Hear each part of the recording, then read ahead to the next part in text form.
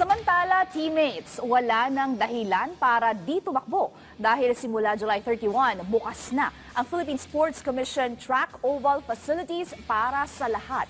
Libre, safe at kahit anong pace mo, welcome ka.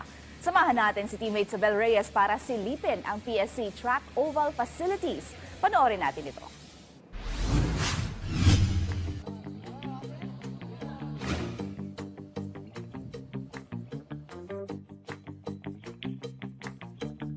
Nasa running era ka na rin ba? Kung oo, baka naka-PR ka na rin last week.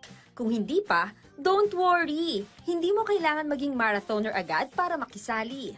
Ngayong bumalik na ang sigla ng outdoor activities, may good news para sa iyo. Open ang track and field ovals ng Philippine Sports Commission for free.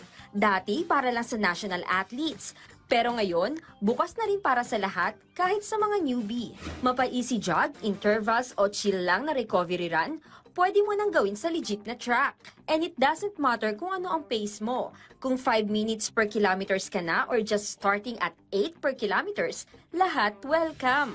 From Field Sports Arena in Pasig to Rizal Memorial Sports Complex in Manila hanggang PSC Training Center sa Baguio, open daily from 3 p.m. to 10 p.m.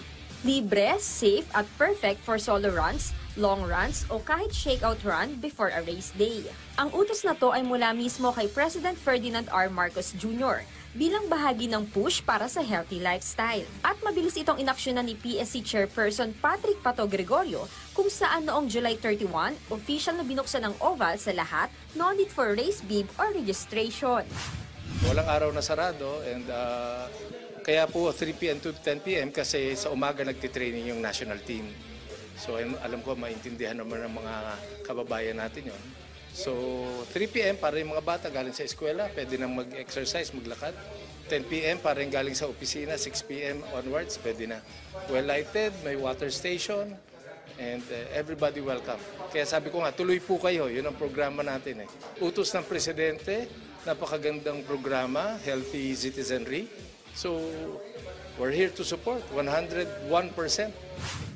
Para sa mga hindi nakakaalam, ang lanes 1 to 4 ay para sa mga runners na mabibilis o yung gusto nila yung pacing nila mabilis. Para naman sa 5 to 8 na lanes, ito po yung parang warm-up o yung tinatawag nilang jogging lane. Sa oval, mas na-feel ko yung pagiging runner kasi minsan may nakakasabay kami mga athletes. So, ayun, masarap siya sa feeling. Ano po, maganda naman. Medyo po nakakapanibago kasi po madaming kasabayan po. Pero nag-enjoy kayo sa sa oval? Yes, dagdag experience lang po.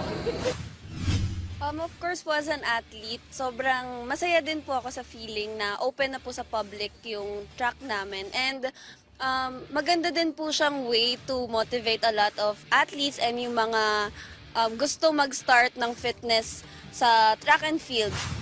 So whether ang goal mo ay endurance, speed work o makahanap lang ng runner's high after a long day, the track is open for you. Magdala lang ng hydration, warm up muna ng light jog, tapos let your stride do the talking. Because in this running era, lahat tayo may space sa oval. Tara, takbo na! Isabel Reyes para sa Atletang Pilipino, para sa Bagong Pilipinas.